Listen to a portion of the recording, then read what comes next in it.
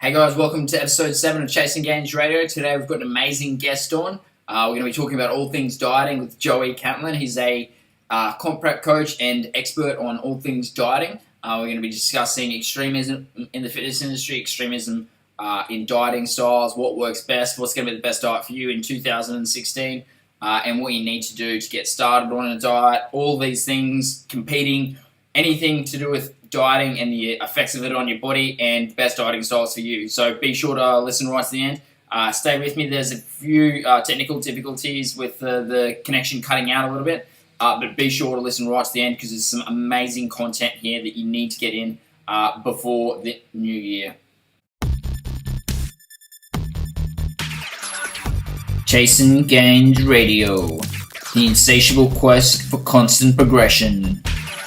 Chasing is the act of pursuing. Gains is the result or positive outcome. Chasing Gains Radio. Here's your host, Cody McAuliffe. Alright, hey guys, welcome to episode 7 of Chasing Gains Radio. Today we've got an amazing guest. He's going to be talking about all things diet related coming up to the new year.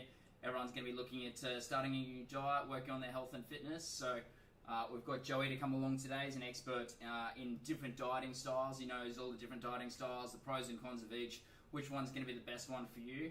And he also works specifically with a lot of athletes who are training for bodybuilding, physique, figure competitions, all these kinds of things to be able to get them amazing results. And he's got plenty of winners. So really grateful to have him on the show today. So welcome, Joey. Thanks, Cody. Great to be here. Good. First of all, why don't you just go through like a couple of different dieting, say, styles and common things that are out there at the moment? All right, so I think probably arguably the most popular ones are probably your clean eating, yep, and your if it fits your macros type style dieting. So I'll just quickly run through basically the pros and the cons of each, if that's okay. Yep, cool. So clean eating, look, it does get results. I mean, it's one of those things as well where you're going to feel more healthy. Yep. And it's definitely something you're going to get questioned less, and it's more, socially acceptable and things like that. Yep. Cool. But I think with people who do clean eating, they don't track calories, they don't actually understand why they're getting results. They think it's, the magic food that's doing the trick and burning the fat. So the reason it does get results is because, you go from restricting, certain foods such as like, heavily, sugar-loaded foods, carbohydrates.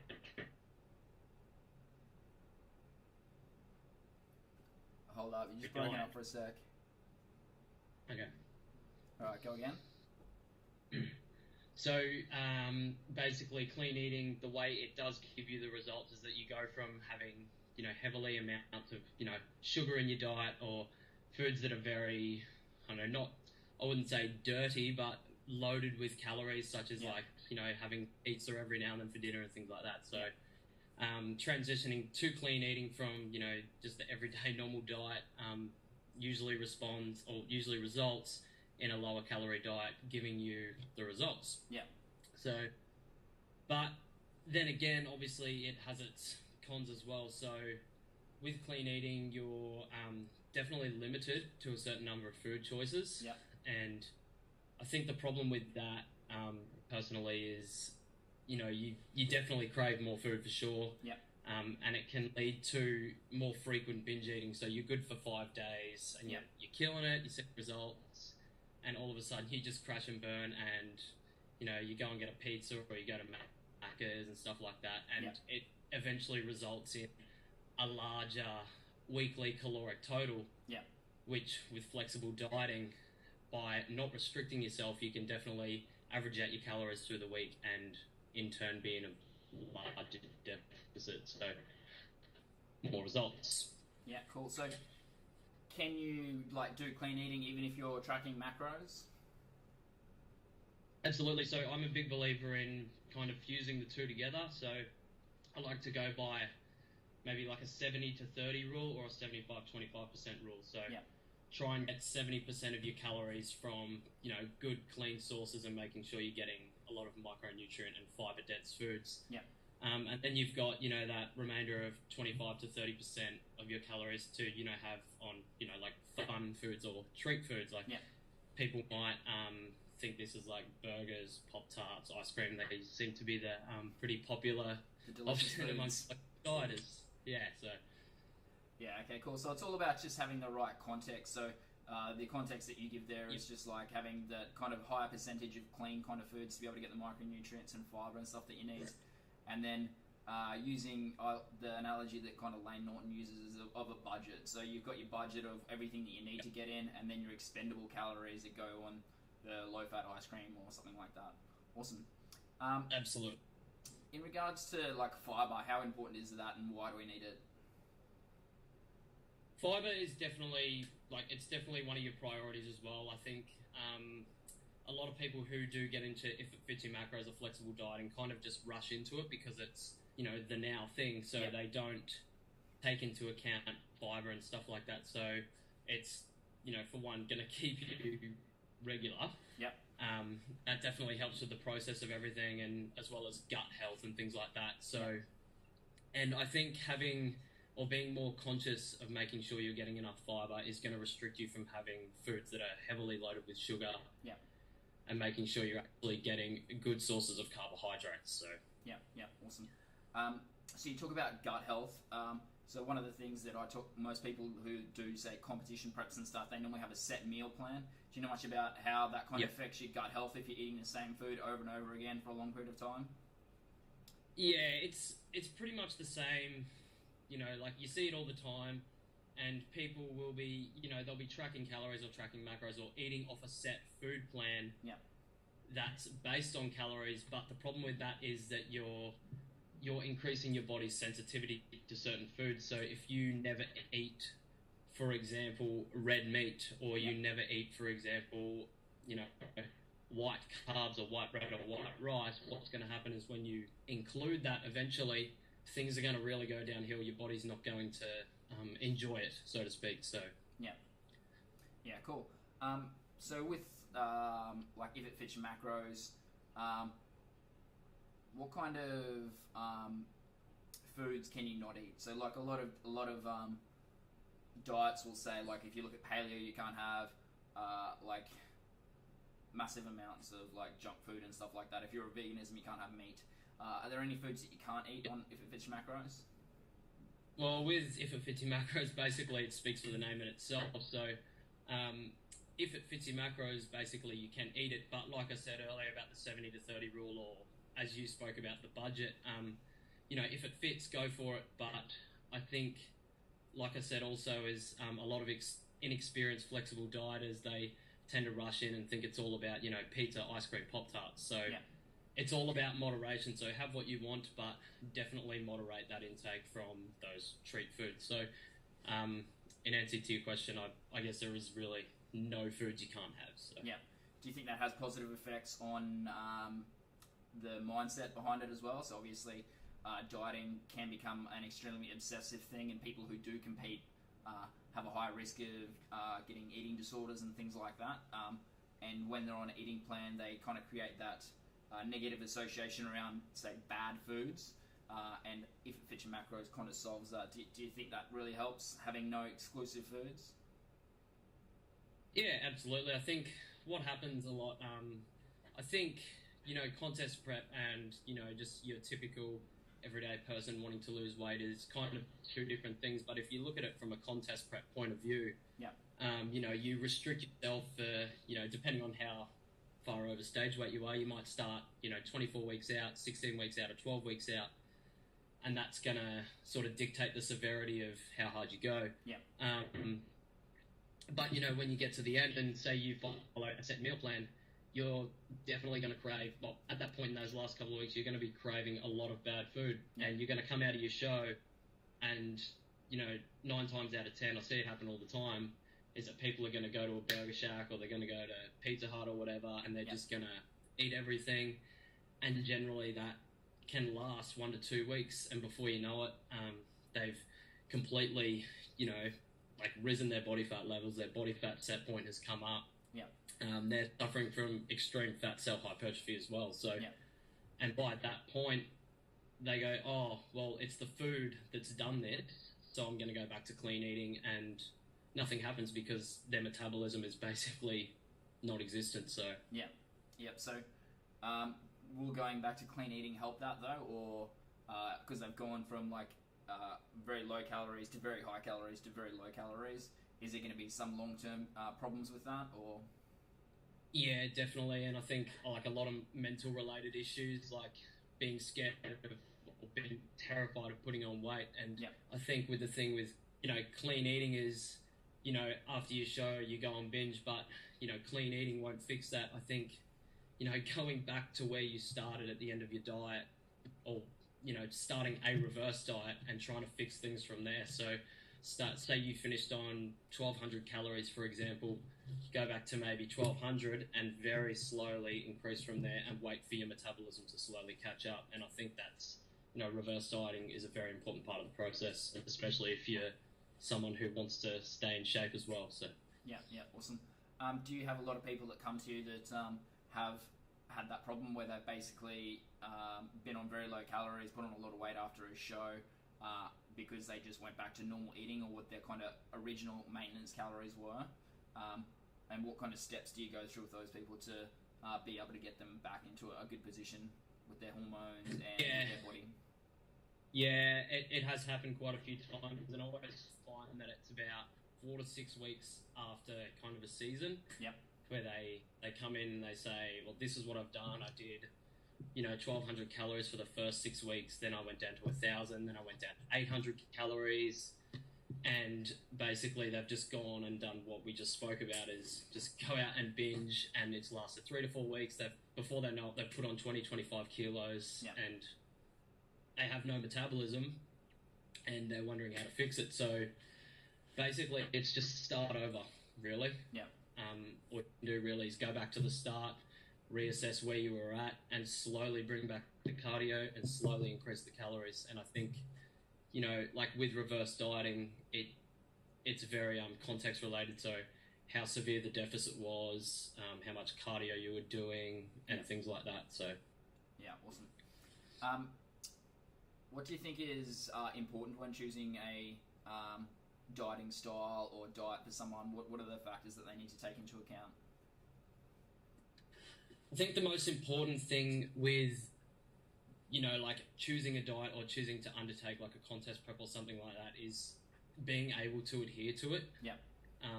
You can't adhere to it or be consistent with it. You're going to do it for X amount of time. You're not going to make it, and you're going to, go out, you're going to ruin it, and then you're just going to hate yourself for it. So I think flexible dieting definitely saves a lot of people there. Yeah, awesome. So it's more about whatever you can do the longest amount of time and takes the least amount of mental strength, basically, to be able to continue to do it long term. Yeah, absolutely. Contest prep, it's more of a marathon, not a sprint, so you definitely need to find something that's going to be sustainable for the long term. Yeah, cool.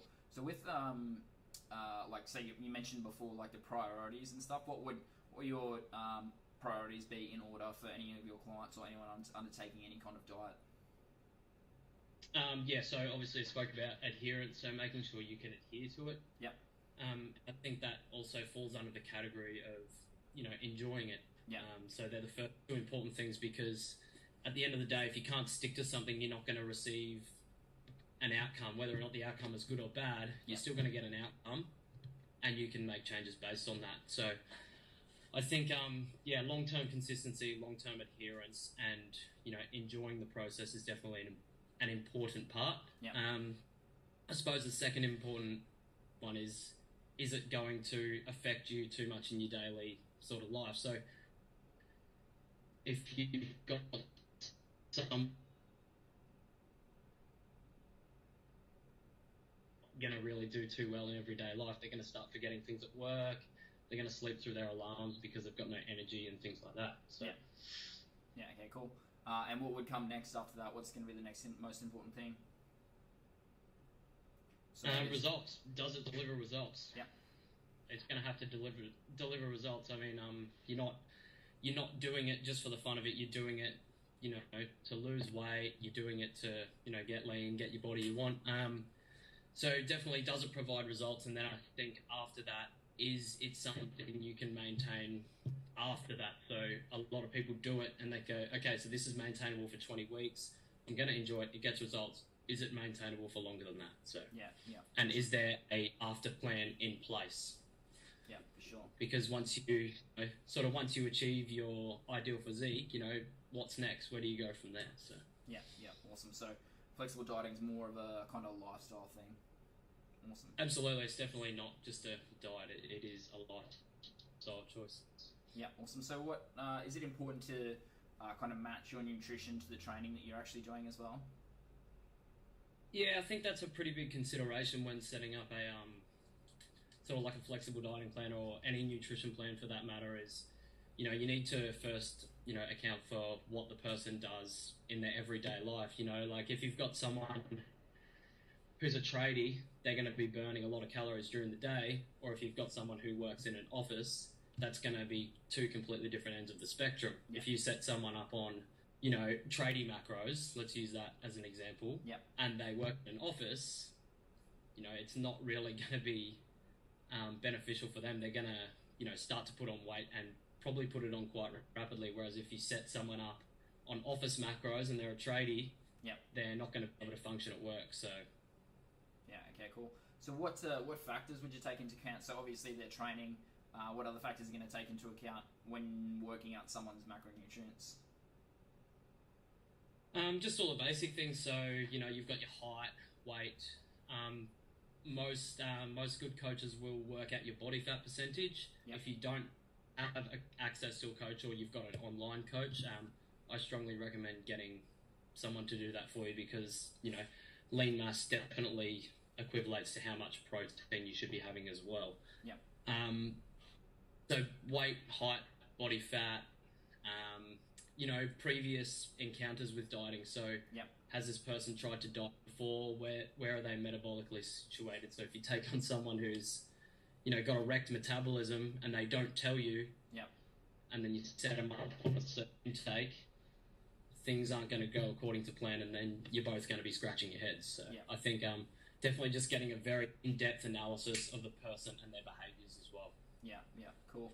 So that's probably one of the differences between like calculating your macros online and having a coach as well, just having that, going through the history Yep. of that and their training and stuff. So when people are looking at comparing, let's say like hiring a coach versus just getting their macros calculated at an online calculator or something, what are some of the other benefits of hiring a coach?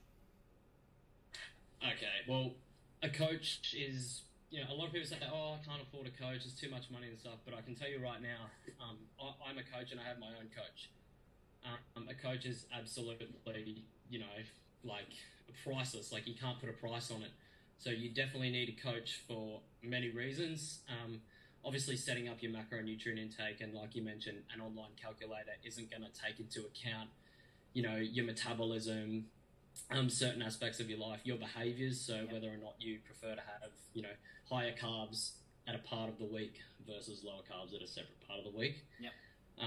As well as progression. So a lot of people get a little bit stuck because, obviously metabolic adaptation exists and your metabolism adapts to a particular intake. Yep. What do you do when you start losing weight? And a coach is going to be able to help you to get out of that sticking point and to Yep. further progress your fat loss or your muscle gain goals. So. Yeah, awesome. So I guess one of the things is, especially with like calculating macros online, it's normally a set number that they'll give you and it doesn't change over a period of time. So how often do you think, like with a coach, with your coaching clients, how often should you change your macronutrient intake and your overall calories? Yeah, it's kind of like a how long's a piece of string question because Yep. I think everyone sort of responds differently. I mean, for example, I had a girl prep a year ago and she went through the whole prep Yep. basically on the same intake. We didn't have to change anything for about 12 weeks and it was well over 2,000 calories. Yep. Whereas I've had, girls that haven't quite responded and you've had to make adjustments every 2 to 3 weeks and, just change things periodically as you go. But, yeah, it's kind of very person dependent. But the small or the less amount of changes you can make in a larger amount of time, the better, because you've got more room to move if you do happen to hit a speed. So yeah, awesome. So in regards to hiring a coach, then what do you think people should look for when they're looking at a coach, and what should they definitely avoid? Yep. Okay. So I think the first thing we need to address is that someone's physique is not always a representation of their knowledge. So I see it all the time. You know, like those online fitness celebrities and Instagram. Online, well, you know what I'm talking about.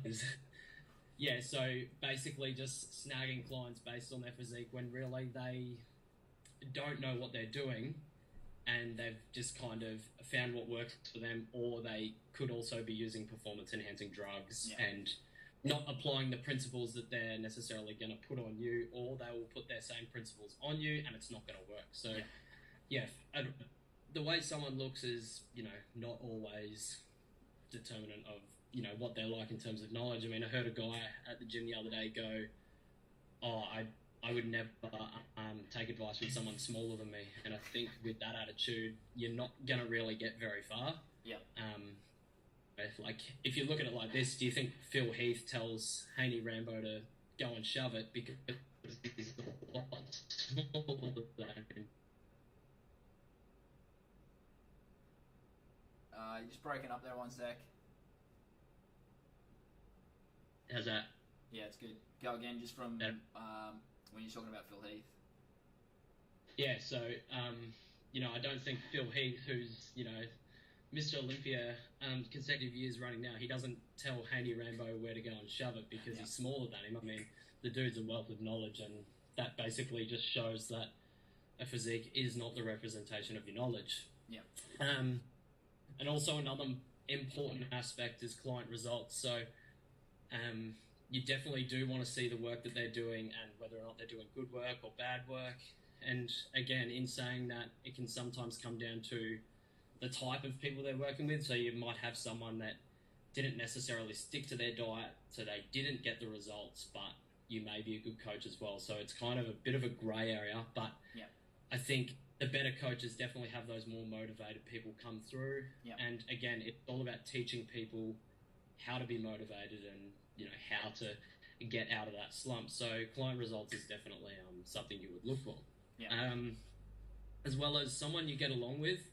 So it's going to be much easier to conduct a contest prep when you are actually on level playing fields with your coach. So I know I've been lucky enough to not have a bad coach. A lot of people do have a pretty bad experience, but my last coach I prepped with, we're very good friends now.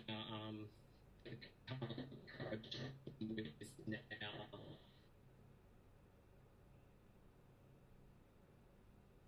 as well. You just broke up again. Trying to go through your coach again?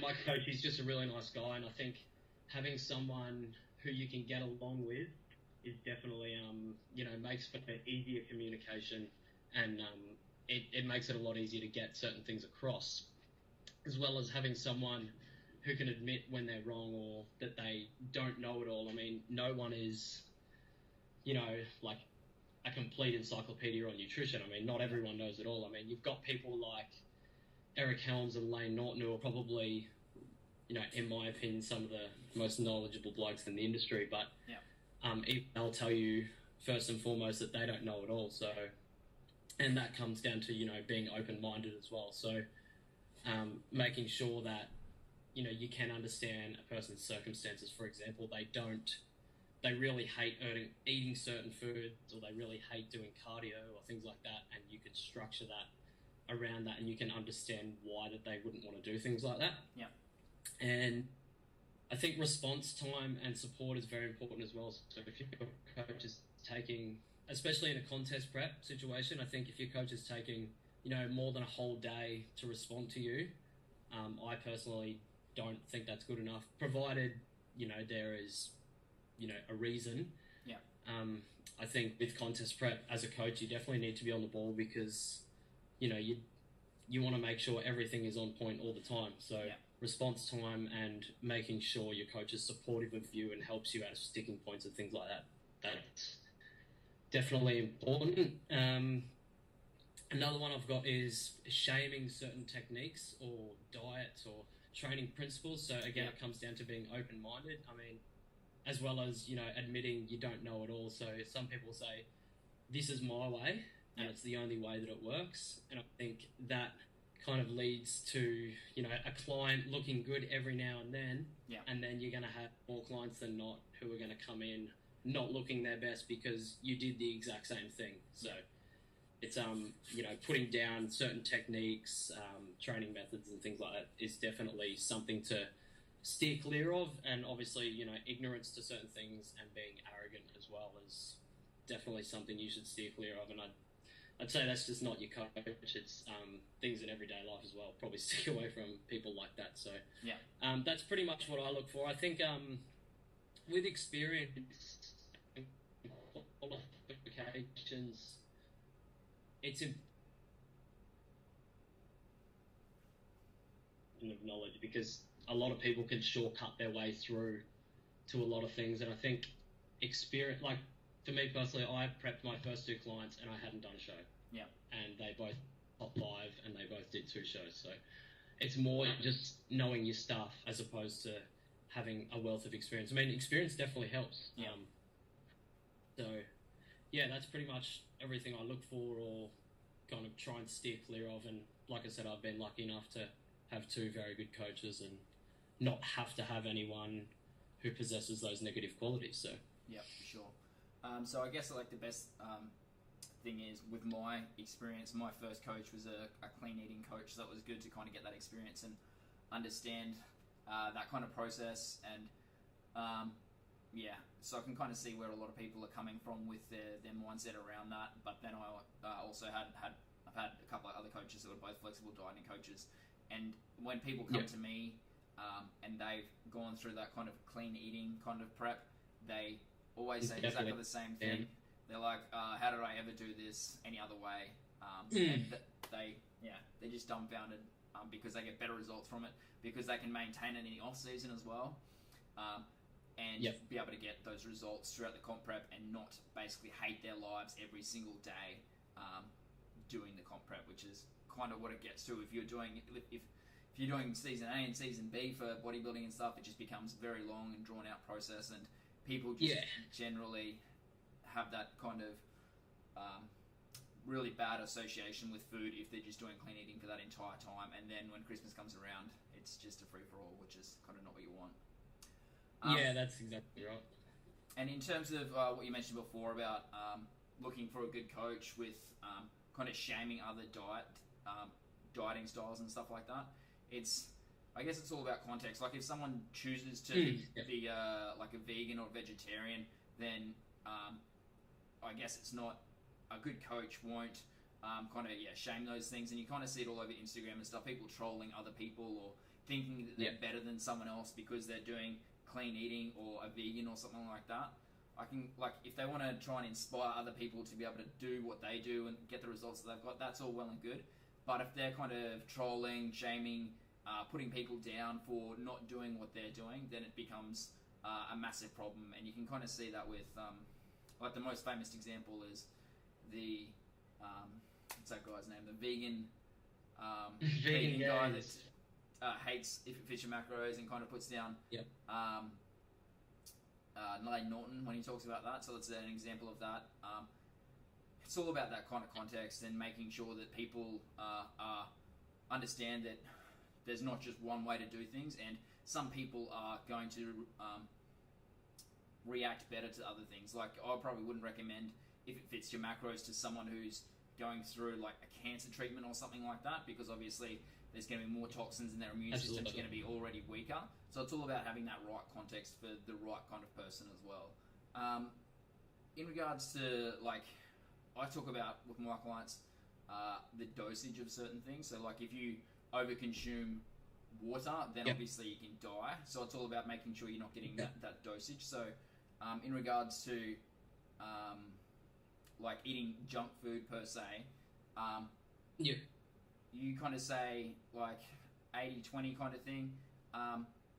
is that the same all the way through a contest prep, or is that just a general blanket rule for any kind of person looking to achieve results? Yeah. So I think I think sort of the 70-30 or 80-20 rule is it can apply to everyone, but like you said, there is going to be certain circumstances where you're definitely going to be wanting to avoid that kind of stuff. As you mentioned, someone who's going through a cancer treatment and stuff like that, they're probably going to be more benefiting a set meal plan because there's going to be more toxins in the immune system and stuff like that. But I think with a contest prep, as your calories get lower and you're not one of those, metabolically gifted people genetically, you are going to have to get to a certain point where you're going to have to be pretty sort of picky with your food. So, not picky, sorry, unpicky, I should say. So you're going to have to, limit your range of selection. So you're going to have to sit closer to, your low-fat protein sources like chicken, turkey, kangaroo, as well as your lower carbs like your sweet potato or the charisma low GI potatoes and things like that. And you're going to want to definitely load up your meals more with green veggies and stuff like that, because you want things that are going to keep you fuller for longer. So I think it all comes down to context, like you said earlier, and kind of what you've got to play with it. It all comes down to the budget. So if you can make that work, then by all means go for it. And if that's going to prove more adherence, then go for it. But I think as the calories get lower, you definitely have to be a little bit more selective. So yeah, for sure. I just saw Sophie Lee, Lane Norton's assistant that does flexible dieting and stuff. So she just did a contest prep with having a Snickers bar every single day for her contest prep, just to be able to prove that you could do it all the way up. And she said that about halfway through her prep, she loved the idea of doing it. However, using up so many calories and so much of her carbs on that was not the best option, because it just meant that she couldn't have those voluminous foods that you kind of mentioned. Like if you're having more salad closer to the thing, you're getting a lot more volume in your foods. So it kind of made it harder than it needed to be, but she made that choice to be able to prove a point, and she did well, and I think she got a pro card after that show, so it was really good. In regards to what people should people track their sugar, sodium and stuff like that, or are they kind of irrelevant kind of things that they should focus on, just more their macronutrient intake? Yeah, again, it's all context related. Like I mentioned with a contest prep, you're definitely going to be wanting to steer clear of more sugar-based foods, because they're not going to keep you fuller for longer, as well as like sodium. So if you know you're going to be playing with sodium in your last couple of weeks for a bodybuilding prep, then it's probably a good idea to start keeping track of how much you're having each day or every 2 days. Because if you're not having any, or you're having heaps, and then all of a sudden your coach says, I want you to have this much sodium on this day, and you'll have that much sodium, and things will go a bit skew if things won't happen, and you'll both be scratching your head. So I think context related, yes, once you're deeper into a contest prep or a fat loss phase. But for the average person who's just trying to lose weight and gain a better lifestyle, I think sodium is kind of something that's irrelevant, unless you, of course, having a pre-existing heart condition or something like that. And sugar, provided you are hitting the minimum fiber requirements and your micronutrient targets and things like that, I don't think having, sort of, I don't know, the number again is context related, but having a good amount of sugar in your diet is a bad thing. So, and as long as you're not going overboard. I mean, we're humans. We can definitely control ourselves. I mean, you don't need to go and eat 200 grams of sugar a day just to, function. So. Yeah, awesome. So what about if, coming into the Christmas season and stuff, is it important that people who follow flexible dieting take a set of scales everywhere to be able to track exactly everything that they want to do? Or take, you'll see with contest prep, a lot of people will take their own meals to family events and stuff like that. And do you think that's the kind of extremism that they need to go to be able to get results with flexible dieting, or can they be a bit more relaxed? Yeah, so it's actually a good question, because I've been having this conversation with all my clients on my coaching forum Yep. about how to deal with Christmas and how to deal with the holidays. And I think, again, like, I know I sound like a broken record here, but context is definitely the most important thing. So if you're in a contest prep, you need to be a little bit smarter. But if you are just like training for fat loss, you want to gain your ideal physique, and you're not looking to compete or do photo shoots or anything like that, then a couple of days off here and there is definitely not going to hurt you in the grand scheme of things. I mean, if you're consistent 90 to 95% of the time, a high day here and there is not going to hurt you. And I think having a high day once a week anyway is very good for long-term, sustainable progress and success. So with contest prep, what I try to teach my athletes is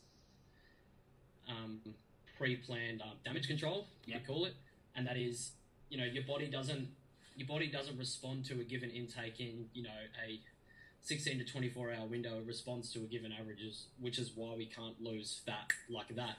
It takes a certain amount of time. So what I explain to my athletes is try and organize it beforehand. So maybe take 10 to 15 grams of carbs and 5 to 10 grams of fat off each day, maybe for 3 or 4 days leading up. Stack them into one day, which could be on top of your high day or refeed day if you have one, or just a normal day, and just track loosely. So play with ranges.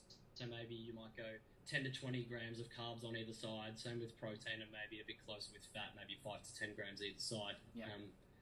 But if you've fixed it beforehand, I don't see a real issue with being a little bit relaxed in a contest prep. If you're maybe 3 to 4 weeks out and you haven't got a lot of room to play with, it is probably best to maybe keep a bit closer eye on it. So maybe take a meal of your own, or maybe take your scales.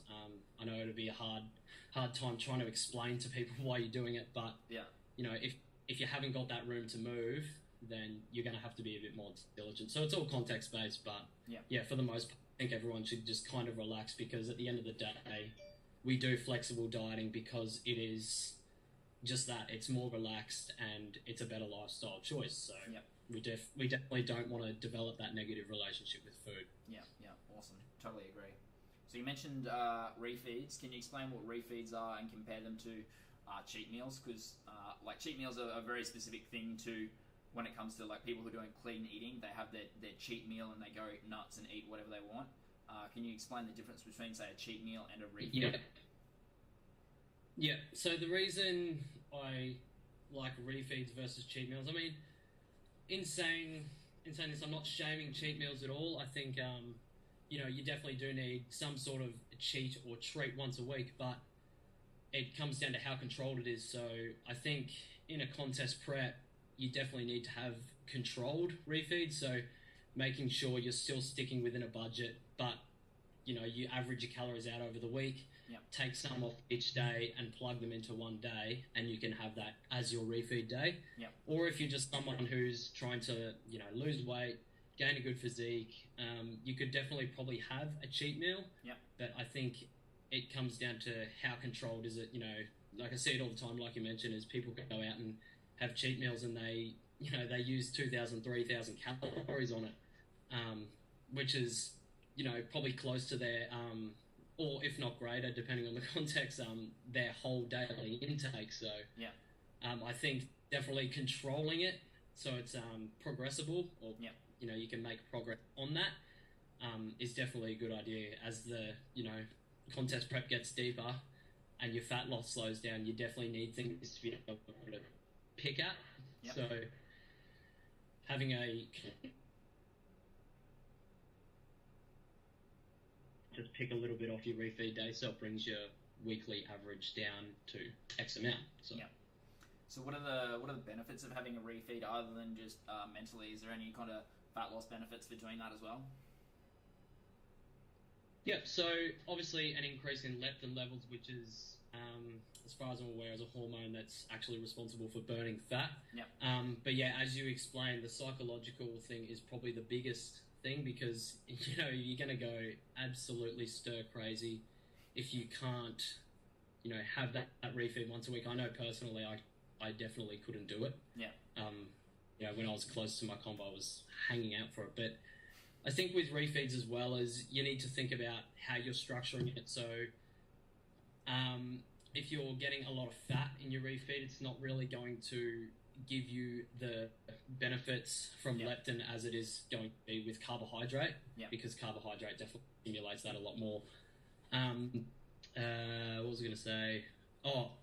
So reducing protein and fat intake on refeeds as well is something that I definitely see and is quite common, and that's just to make sure you get more of those more of those calories from carbohydrates, so the refeed is essentially more effective in terms of burning fat. Personally, I think earlier on in a contest prep, you could probably add in a little bit more fat as well as carbohydrates, because it's more of a psychological thing at that point. But as you get deeper into the contest prep, you need those refeed days. You might even add in a second one each week. So awesome. It just kind of keeps the clock ticking, and it's like the way to explain it, or the way I explain it to people in layman's terms, is think of it as like a mouse running around a wheel. And after a period of time, that mouse starts to slow down. Add in a refeed day, the mouse just goes. And as you get deeper into the contest prep, as you get leaner, the mouse gets more tired, so it needs more refeeds to keep going. So Awesome. Totally agree. With like if it fits your macros and stuff, how important is, say, eating carbohydrates before and or after your workout, or which one should people do? Yeah, again, like I think people have personal preferences when it comes to pre and post workout nutrition. Like, I know people that train like absolute garbage when they've eaten, and I know people who train like, champions when they're actually in a fasted state. So I think it comes down to the individual, but I think as your contest prep gets deeper, it's something that needs to be looked, closer at, and using your carbohydrates and your fats accordingly. So, keeping the fat sort of at the lower end of your workouts pre and post nutrition. So making sure you're getting a steady amount of protein and a good amount of carbohydrates pre and post. So Awesome. Is there any other kind of tips that you'd give for anyone who hasn't actually done flexible dieting before, but they're looking to start out in flexible dieting? Like, what would be the 3 tips you'd give to someone first starting their flexible dieting journey? Yeah. So number one, we've already spoken about it, is get yourself a coach. Like I said, a coach is absolutely priceless, and they're going to do a good coach is going to do everything from A to Z. It's going to set up your macros, going to set up your training, and they're going to kind of plug in with each other. Cardio, like, is it high intensity or is it low intensity? And that's going to assist you, in terms of what it is or what you're after. And they're also going to help you, stay motivated. They're going to give you support. They're going to help you through sticking points and things like that. But at the end of the day, not everyone can fork out hundreds of dollars for a coach. So when people come to me for a consultation and they really want to do a contest or they want to get in shape using flexible dieting, but they can't afford it, I always just recommend what they should do is start tracking loosely. So start weighing their food, using their MyFitnessPal or FatSecret or CalorieKing.com apps on their phone and things like that, and focus on a given amount of protein, so maybe 2 to 2.2 kilos, 2 to 2 grams per kilo of lean body weight, if you have access to fat testing and things like that, and just getting a good amount of calories. And then once you find an intake that you can sort of function on, train well on, give it a go for a week, check your results. If you're not heading in the direction that you want to, make adjustments accordingly, whether or not you increase or decrease based on muscle gain or fat loss. So I think step 2 would be ease yourself into it. Don't be too, crazy or psycho about it, because you will end up getting a little bit, too diligent with it, and you'll just burn out too quick. And number 3 is enjoy it. I'd say you definitely got to enjoy it. I mean, we don't flexible diet because it works. We flexible diet because it's enjoyable and it's an easier way to get in shape. While you're enjoying things. I mean, I still remember when I first started training, I used to eat clean for 5 to 6 days of the week, and I used to think to myself, how do people get shredded, and how do people do this for their whole life?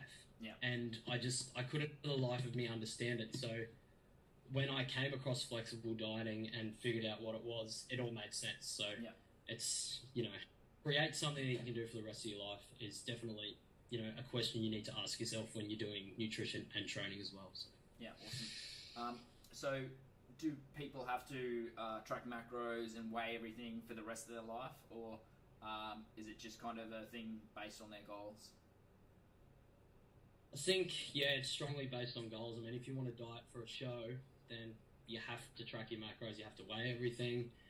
If you're looking to just, lose fat and get in your ideal shape, then you could probably track for 4 to 5 days of the week and maybe have 2 days where you either track loosely or don't track at all, yeah. But be smart about your intake. And I know a lot of, top athletes who go through periods of time where they don't track their macronutrient intake or calorie intake at all. Yeah.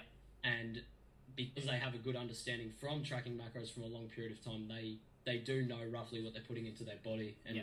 I also know a lot of bodybuilders who only track protein and calories and just get carbs and fats, wherever they want, as long as it meets a total calorie goal. So yeah. Again, it's context related. If you're trying to get fat off, track. If you're just trying to stay in shape in the long, with not tracking so often. Yeah, cool.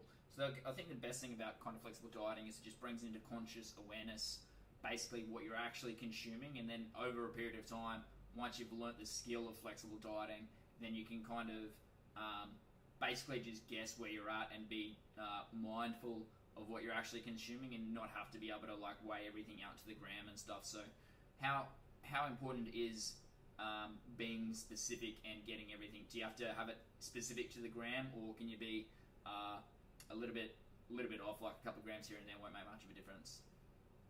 Yeah, I think with the most part is, play instead of playing off a particular number, which I see some coaches give out plans and it's, for example, 67 grams of fat, 253 grams of carbohydrate, 107 grams of protein or whatever, and yep. having those specific numbers creates a bit of a negative sort of attitude towards it. If you don't hit it, it's over. You've lost all your gains and you've put on 10 kilos of fat, kind of thing. So I always just round it off to the nearest 5 or 10 and give them ranges. So for fat, because it's more, we'll start with protein. So protein, 4 calories per gram. So you can kind of go 5 to 10 either side given the context. I mean, if you're in deep stages of contest prep, you're definitely going to want to stick closer to that number.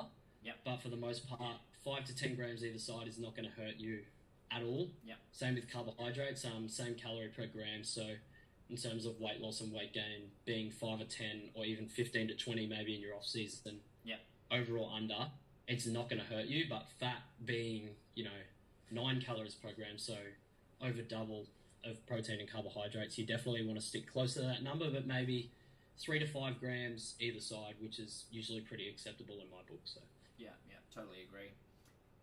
What about alcohol? Can that fit into your macros? And if so, what's kind of acceptable to be able to do it? Yeah, so I think alcohol it's a funny topic because a lot of people get the idea that they can fit alcohol into their macros, so they save, all their calories and they go and get, pissed on a night out or whatever, and they think that's okay. I think it still has to be moderated. I mean, alcohol isn't also loaded with calories. It's also going to slow down, the body's processes. I mean, it raises estrogen levels, it lowers test levels, it wrecks your muscle protein synthesis, and it makes you feel, sluggish as all hell. So, but in moderation, I mean, alcohol is 7 calories per gram, so it's not, completely out of the question to fit it in.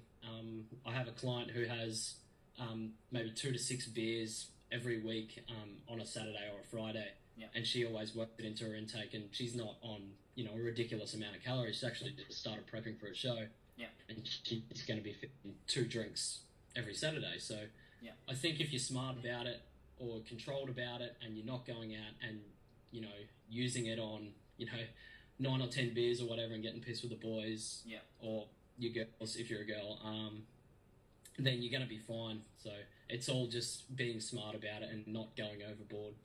Like you said earlier about things being toxic in large doses. Yeah. Too much of anything is going to be, dangerous to you. But I think alcohol is just one of those things. If you're going to go crazy, you're probably damaging your long-term or even short-term progress because it's calories that aren't hitting you. So you definitely have to be mindful of that too. Yeah, for sure.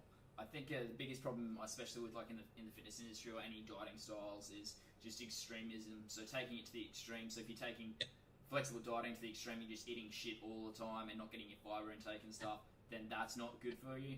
If you're taking like clean eating to the extreme, you end up with bad associations around food because you've got bad foods that you feel guilty about when you consume. If you're like same with veganism as well. So if you're hating basically anyone that actually consumes meat, then that's taking it to the extreme, and that's not what we want. So we want that kind of midline area that we want to stick around and just have it so that it's kind of works for everyone as well. Would you agree with that? Yeah, completely agree. I think extremism is a very big thing in the industry, and like you said, like especially with clean eating, and veganism, hating on everyone that's not, in your sort of little circle. And I spoke about earlier that guy from Vegan Gains or whatever his name is. He kind of portrays that and basically accuses everyone of being on performance enhancers if they're not doing what they're still getting results. So I think extremism is probably something that needs to be toned down a little bit. You definitely don't want to be like that. So yeah, totally agree. So just in kind of a review, I guess what the main thing is, it's all about context. So context is, so consistency, number one, which is kind of like the king of everything. So consistency. So if you can be consistent, then it's going to be great for everything long term. And then the context as well, which is kind of like the queen of everything because it kind of controls it. If it's not specific to you, it kind of runs like the household and stuff as well. So they're the key points. I think that's probably about it for today. Is there anything you wanted to add? Or no, just basically just don't be an extremist. Don't get too caught up in the chase of, having a six-pack or being shredded. And you've got to keep in mind that there is more to life than, like having a six-pack or being stage lean all the time. And it's not always something that's going to be maintainable. So I think that kind of fits in the theme of, going into Christmas now, is that just remember that those extra 5 to 10 pounds or 2 or 3 kilos or even 5 kilos that you're holding are some of the best moments of your life, and not to get too caught up in, the chase of, being shredded all the time. So, life's probably the longest thing you'll do, so just calm down a little bit. Yeah, awesome. Great advice.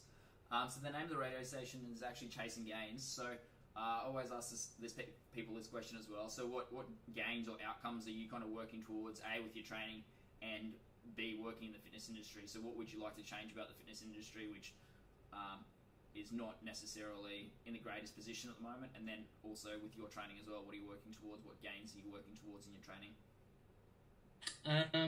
We'll start with my personal sort of training and nutrition aspect. So right now, I'm dieting. I've started dieting about 6 or 7 weeks ago. I'm working towards season A next year. Yeah, awesome. Was sort of contemplating on having an extra 1 or 2 years off and giving bodybuilding a crack further down the track, but I think we'll leave that for now and we'll give one last crack at men's physique and go and see how we go. Yep. And then the plan after that is to definitely have a very long off season and focus on building up and take a little bit of time off, sort of being very diligent with everything, because after a while it gets a bit tough. So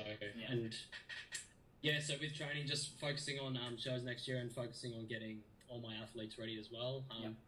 I think a couple of shows that I was planning on doing are going to have to take the back seat just due to the amount of people I'm working with at the moment. So I don't want to be that coach that completely blows everyone off for my personal success. I actually posted something on Instagram this morning about,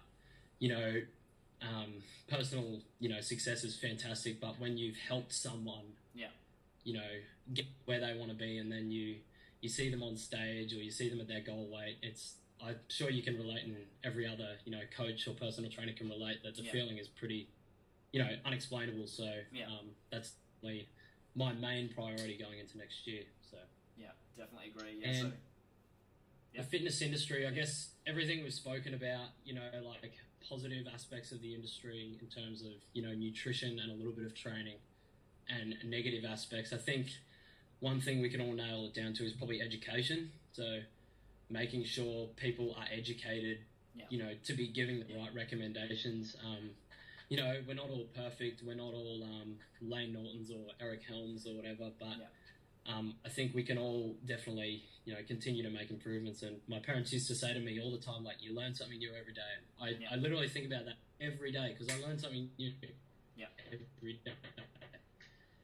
Even if it's not, largely beneficial, you still learned it. It still went in your brain. It still stayed in there. So I think, education is the most important thing, because there's just too many personal trainers coming into the industry and then going out faster than they came in, because they can't sustain a career, because there is like no avenue for them, because they don't know, how to talk to people. They don't know how to program clients. They don't know how to recommend nutrition. So education is definitely number one, I think. Yeah, definitely agree. I think like the people who are most successful in the fitness industry are those who've done the most training and upskilling based on what their key interest areas are, and even going outside their key interest areas to learn more and be able to apply that to their clients as well. So people who spend thousands of dollars every kind of year based on like continuing education courses or just anything that's going to improve their business are going to be the ones who are successful in the fitness industry. The people who aren't going to be successful are the people who basically just do their Cert 3, Cert 4 and then try and train clients and expect to like have a full book of clients and be able to get results from that. So I totally agree with that. And then in regards to the personal success, I totally agree with that as well. So you always get way more out of hearing about someone that you've inspired to be able to improve themselves, compete, or just even get back into exercise. Way more than any kind of trophy that you get for yourself. I totally agree with that, and it's good to find people in the fitness industry that are like that, because there are some people out there who kind of just only do it for themselves and have those selfish motives as well. So the more people we can find like you in the fitness industry, the better it'll be. So good work. Thanks, mate. What's the best way for people to get into contact with you if they're looking at doing your show, or just getting any advice on kind of flexible dieting or any dieting? Yeah, so currently I haven't got a website set up at the moment, which will be happening very early in the new year. Yep. But you can reach me via email, joeycantlinpt@gmail.com. Yep. And also I've got an Instagram and a Facebook page. So Instagram @joeycantlinpt, and Facebook, just search my name and send me a message, or you can also alternative search my business name, which is HFS Personal Training. Yep. And you can send us a message on there as well. And I've just started up a YouTube channel. You can just search Joey Cantlin in the tabs, and I'm currently uploading a series involving, my progress with my contest prep, and as I sort of get a little bit more time, to be able to give myself and stuff like that. It's coming to the end of the year. It's getting busy, so it's very hard to get a lot of content out there, but I should be able to get a lot more informative content on flexible dieting, training and things like that in the new year. So head over and click subscribe. Yeah, cool. And hopefully I'll be able to put more content on there. Yeah, awesome. It's always good to see people putting out more content, so that'd be great. I'll definitely subscribe to that. Thanks again for giving up your time today to talk about all the dieting styles, and look forward to kind of working with you in the future as well. No dramas, Cody. Thanks. Thanks for listening to Chasing Gains Radio. Be sure to subscribe to Chasing Gains Radio on iTunes or SoundCloud, and share this podcast to help spread the Chasing Gains movement.